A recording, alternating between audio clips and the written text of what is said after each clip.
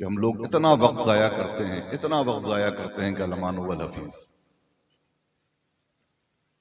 اللہ پاک نے رات سونے کے لیے بنائی ہے، وَجَعَلْنَا اللَّيْلَ لِبَاسًا، اور دن تلاشی معاش کے لیے، رزق حاصل کرنے کے لیے بنایا ہے، وَجَعَلْنَا النَّهَارَ مَعَاشًا۔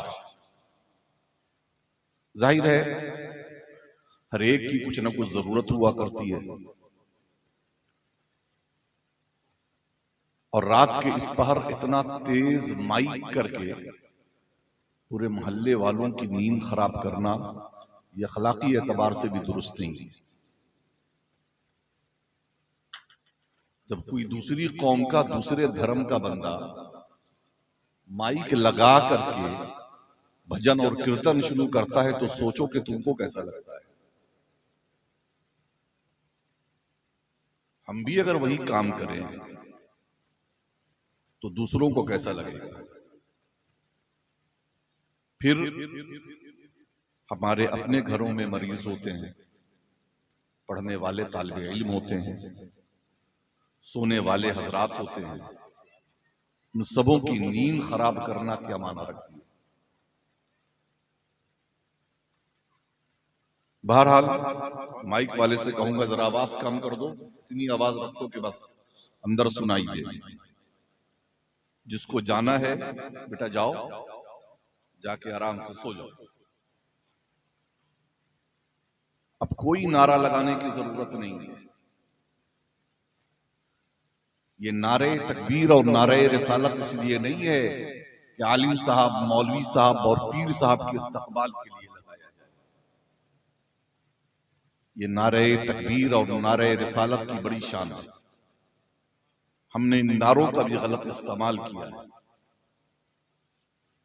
بہرحال جو جانا چاہتے ہیں چلے جائیں، جو رہنا چاہتے ہیں آگے کی کرسیاں خالی ہیں، ذرا آگے سمٹ کر آ جائیں، ذرا پیچھے والے جلدی جلدی آ جاؤ، آگے سمٹ کر آ جائیں، جو نوجوان بھی کھڑے ہوئے ہیں آگے سمٹ کر آ جاؤ۔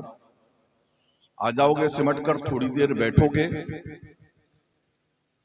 سکون کے ساتھ خواتین بھی ہیں، تو انشاءاللہ تبارک و تعالی۔ کوئی بیان ہوا ہے کہ نہیں ہوا؟ یار کیوں میرے مزاج کے خلاف بیان کرتے ہو؟ کیا حضرت آپ کے مطابق کریں گے جلسہ؟ کیا مطلب اس کا ہے؟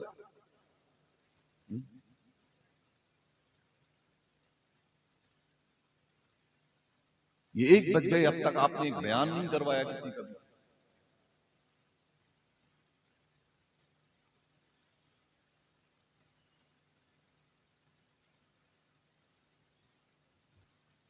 چلیے ٹھیک ہے، کوشش کرتا ہوں،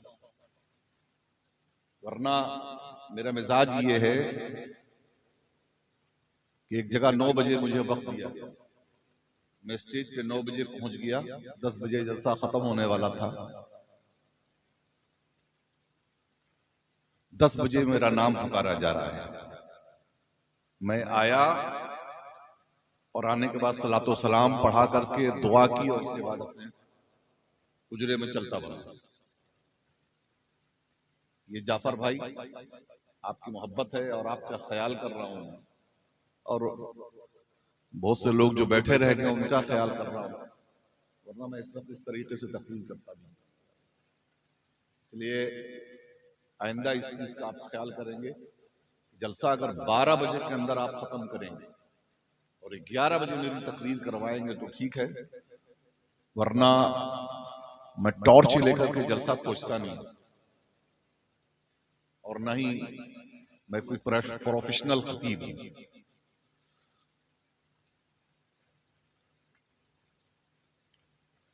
چلیے اللہ کرے تھوڑی دیر ہم لوگ سکون سے بیٹھ جائیں، اور ہمارا یہاں پر بیٹھنا اللہ پاک کی بارگاہ میں قبول ہو جائے۔ نحمدہ ونصلی ونسلم علی رسولہ الکریم، اما بعد، اعوذ باللہ من الشیطان الرجیم، بسم اللہ الرحمن الرحیم۔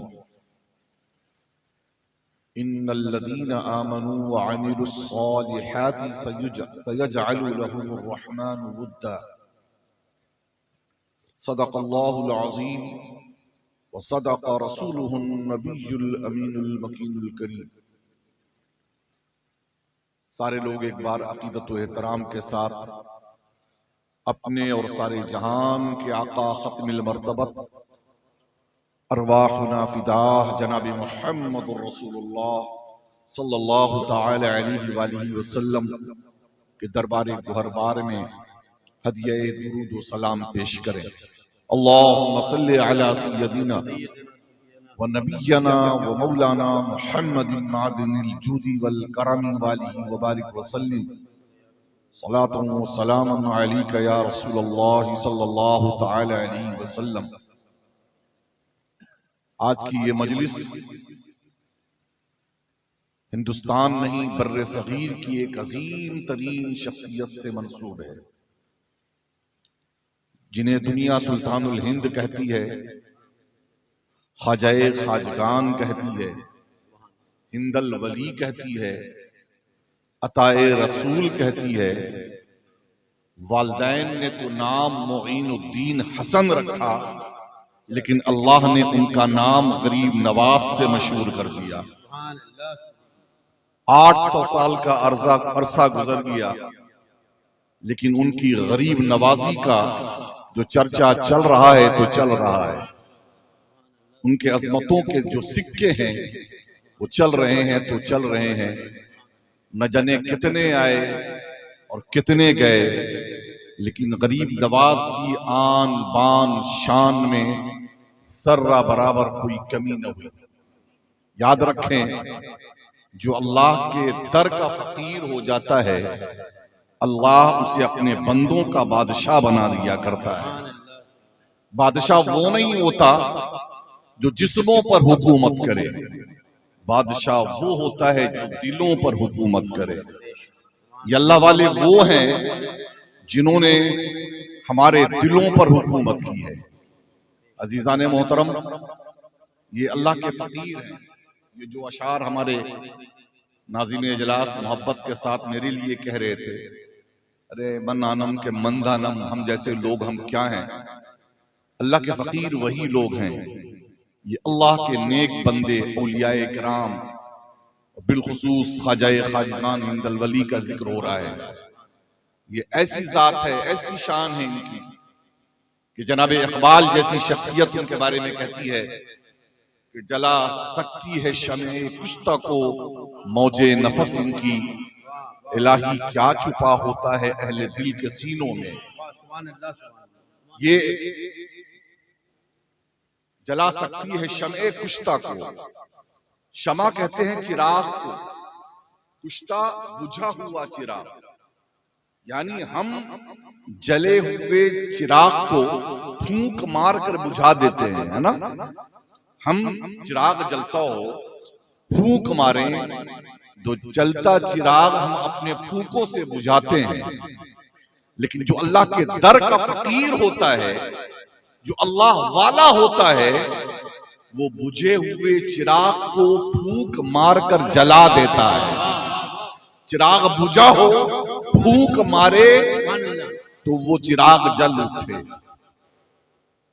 چہرے پر داڑھی بھی ہے، سر پہ ٹوپی بھی ہے، بظاہر دیندار بھی لگتے ہو یار، لیکن یہ تمہاری حرکت دینداری والی نہیں ہے۔ یہ گٹکا منہ میں رکھ کر کے منہ میں، یاد رکھو یہاں میری حیثیت استاذ کی ہے، ٹیچر کی۔ کیا ہے؟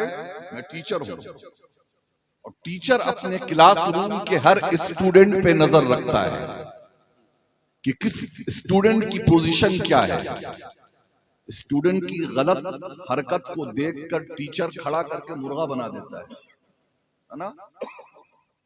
اس لیے چلو تھوکو، گٹکا تھوکو، بیٹھو شرافت سے۔ خبردار کوئی پان بیڑی سگریٹ اور کوئی کھینی تمباکو منہ میں ڈالا۔ یہ تفریح کرنے کے لیے یہاں کر نہیں بیٹھے، ٹائم پاس کرنے کے، دین سیکھنے کے لیے بیٹھے ہوئے۔ یاد رکھیں، صحابہ کرام حضور علیہ الصلوۃ والتسلیم کی مجلس میں ایسے بیٹھتے تھے کہ امام بخاری نے لکھا ہے کہ معلوم ہوتا تھا کہ ان کے سروں پر پرندے بیٹھے ہوئے ہیں، ہل جائیں گے تو پرندے اڑ جائیں گے، کوئی جنبش نہیں، کوئی حرکت نہیں۔ یہ طریقہ اللہ کے رسول کے صحابیوں نے ہمیں سکھایا ہے کہ دین لینا ہے تو کیسے لینا ہے۔ پیارے، اگر آپ کے اندر ادب نہیں ہوا نا، طریقہ نہیں ہوا، تہذیب نہیں آئی، تو یاد رکھیں آپ کچھ حاصل نہیں کر سکتے۔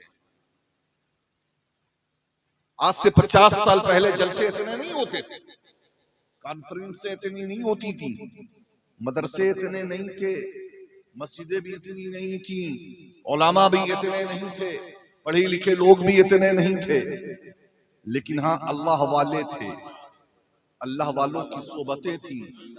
یہ وہ سرزمین ہے جہاں مجاہد ملت آرام فرما ہے، یہ وہ سرزمین ہے جہاں سرکار ملت آرام فرما ہے، یہ وہ سرزمین ہے جو سادات کرام کا مسکن ہے، یہاں خانقاہیں ہیں۔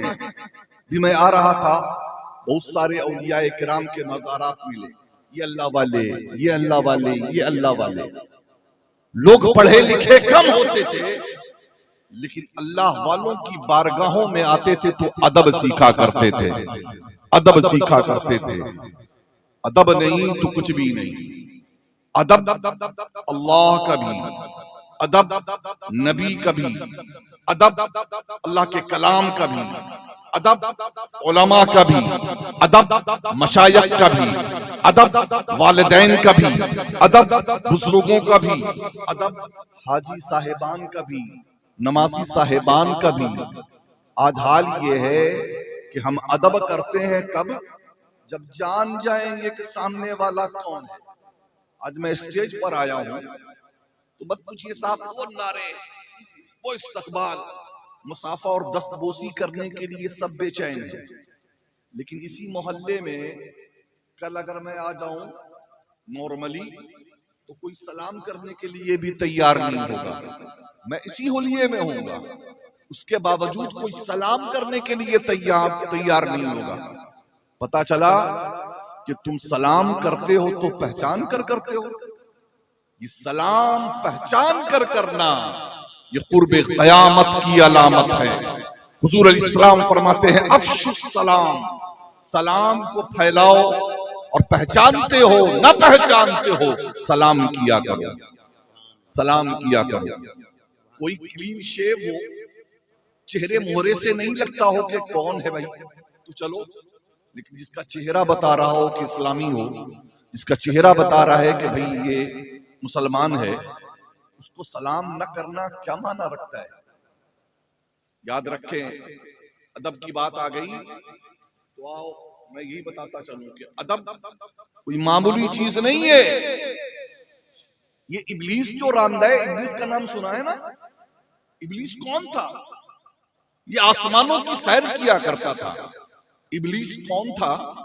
یہ معلم الملکوت تھا، یعنی فرشتوں کا استاذ تھا، اور حال یہ تھا کہ نہ جانے کتنے سجدے اس نے کیے تھے، لیکن اللہ نے جب حضرت آدم علیہ السلام کو سجدہ کرنے کا حکم اسے دیا تو اس نے حضرت آدم کے سجدے سے انکار کر دیا۔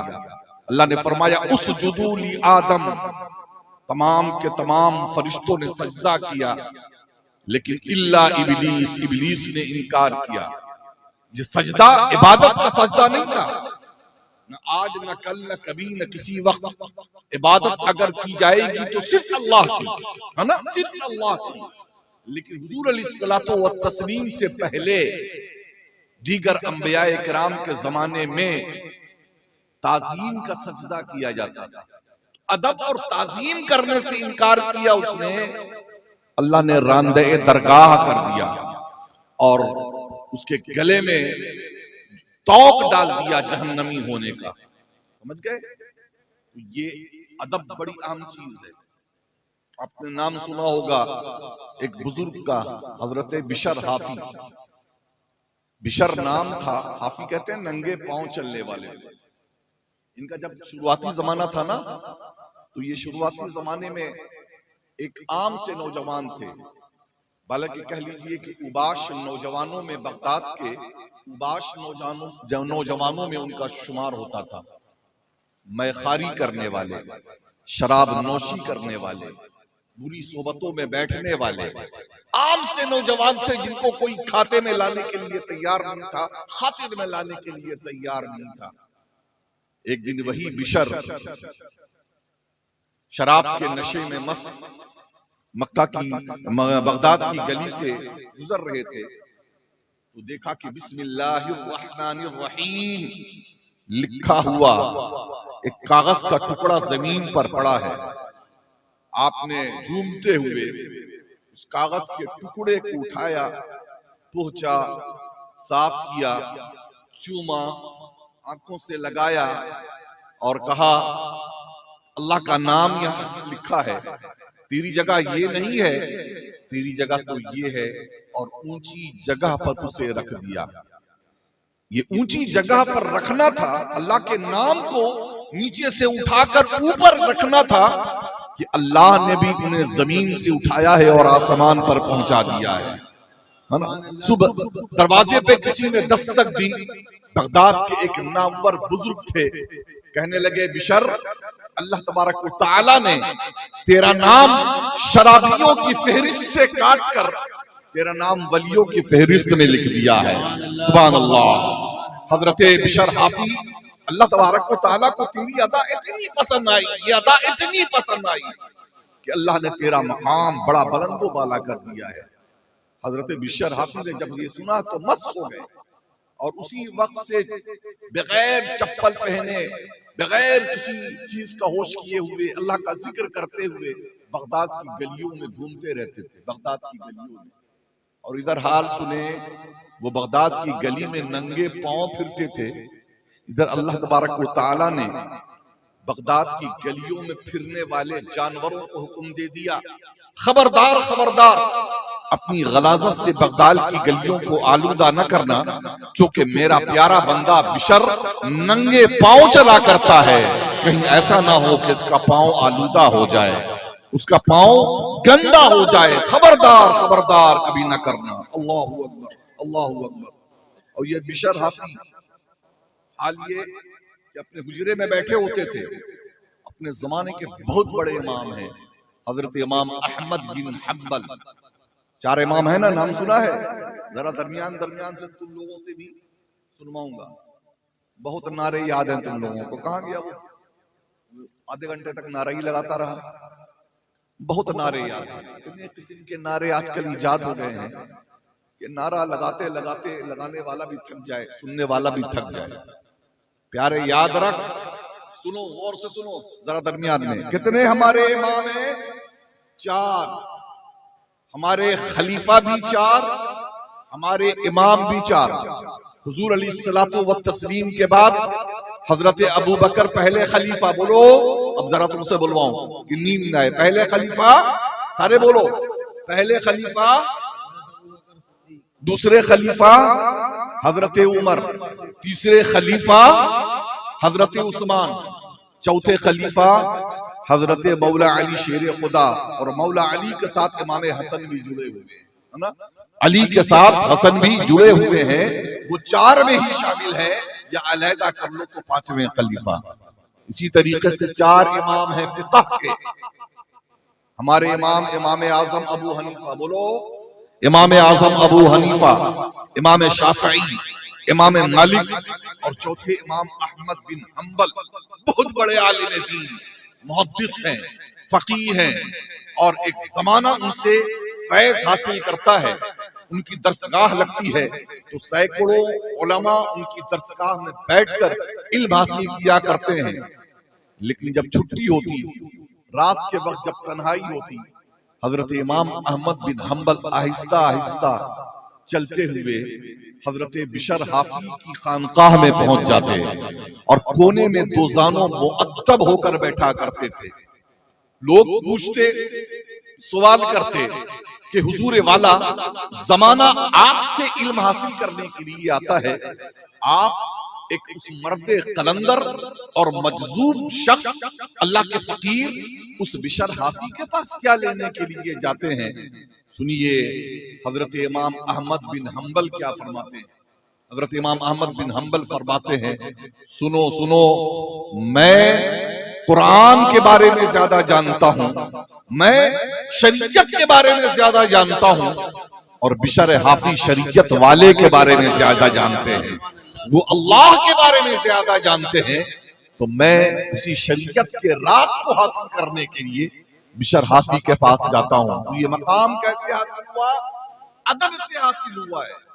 اس لیے مسجد میں رہو تو مؤدب رہو, مجلس میں رہو تو مؤدب رہو, علماء کی بارگاہوں میں رہو تو مؤدب رہو, مشایخ کے پاس رہو تو مؤدب رہو, باپ کے پاس بیٹھو تو مؤدب رہو.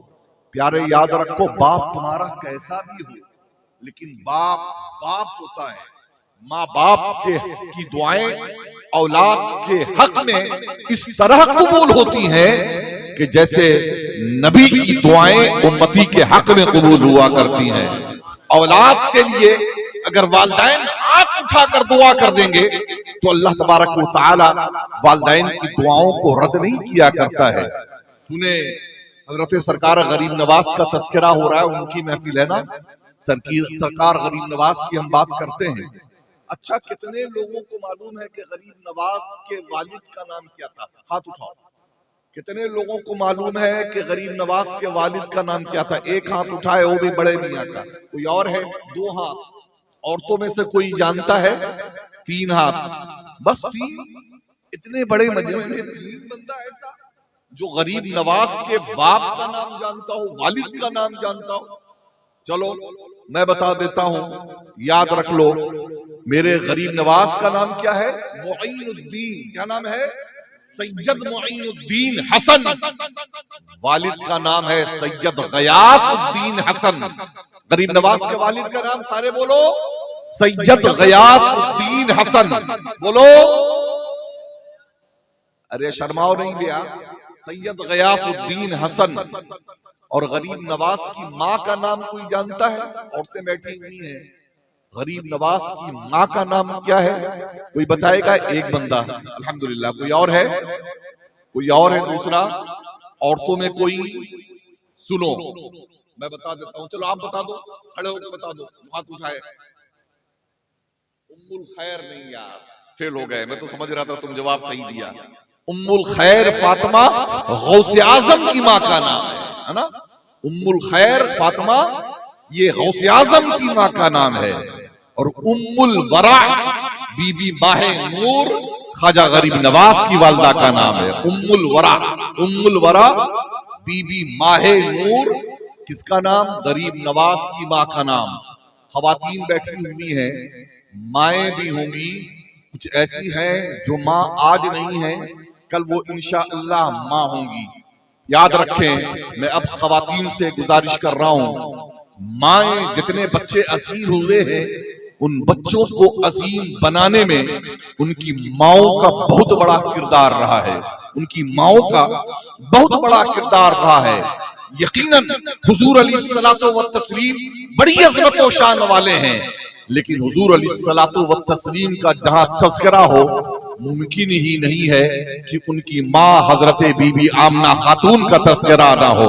یاد رکھیں یہ حضور علیہ الصلوۃ والتسلیم کے قریبی رشتہ داروں میں سے ایک رشتہ دار ہیں حضرت زبیر بن عوام. حضرت زبیر بن عوام کو زبیر بن عوام بنانے میں بڑے بہادر جاباز, ان کو بہادر اور جاباز بنانے میں اگر رول ہے تو ان کی ماں حضرت صفیہ بنت عبد المطلب کا کردار ہے. اور یہ صفیہ کون ہے؟ حضور کی پھوپھی ہیں, حضور علیہ الصلوۃ والتسلیم کی پھوپھی حضرت صفیہ حضرت زبیر کی ماں ہے, جو بڑی شاندار خاتون ہے اور اپنے بیٹے کی شاندار پرورش کی ہے.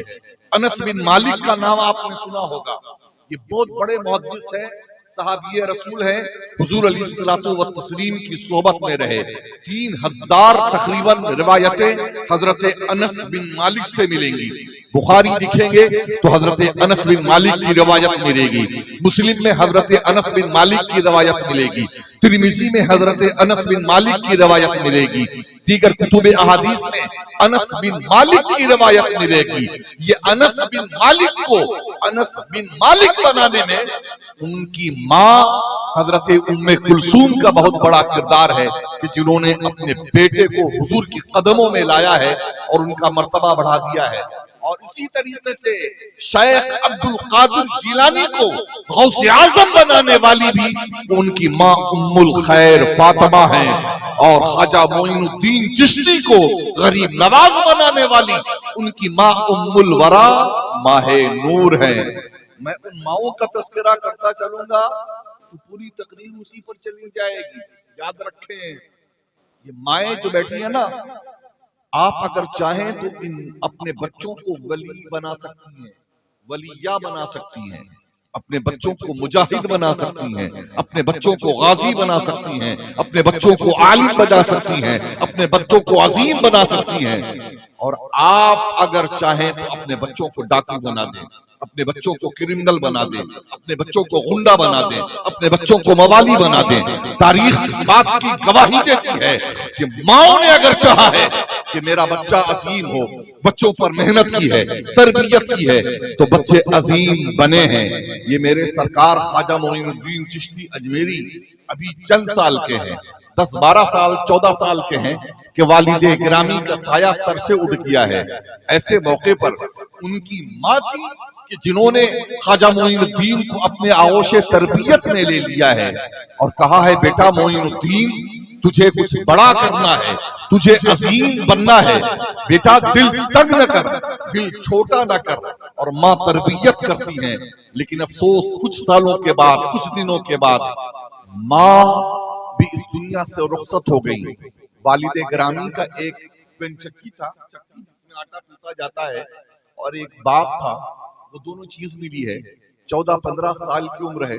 آپ سوچ سکتے ہیں کہ 14-15 سال کے بچے کا معاملہ کیا ہو سکتا ہے، لیکن اس 14-15 سال کے ہونے کے باوجود وہ اللہ کی یاد میں غرق رہتے تھے، معرفت الہی کے لیے وہ راہ تلاش کرنے کی کوششوں میں لگے رہتے تھے۔ کم عمری میں بہت ساری ذمہ داریاں ان کے نازک کندھوں پر آ گئی تھی کہ وہ اپنے باغ میں ایک دن تھے کہ ایک اللہ کا نیک بندہ مجذوب مسعلس، جنہیں دنیا ابراہیم قندوزی کہتی تھی، وہ ابراہیم قندوزی چل کر باغ میں آ گئے۔ حضرت غریب نواز پہچانتے نہیں تھے، خواجہ معین الدین پہچانتے نہیں تھے۔ بہت غور سے میرے پیارے نوجوانوں سنو، تم میں سے کون ہے جو نصیبہ جگانا نہیں چاہتا ہے؟ نصیبے جگانے کے لیے تو تم تو لوٹری لگاتے ہو یار، نصیبے جگانے کے لیے نہ جانے تم کیا کیا کرتے ہو کہ میرا مقدر جاگ جائے، میرا بھاگ جاگ جائے۔ اور کوئی تعویذ لینے کے لیے، کوئی گنڈا لینے کے لیے، کوئی بزرگوں کے مزارات پر، یقیناً بزرگوں کے مزارات پر جانا بھی حق ہے، یقیناً تعویذیں بھی کام کیا کرتی ہیں، یقیناً بزرگوں کی دعائیں بھی کام کیا کرتی ہیں، لیکن یاد رکھے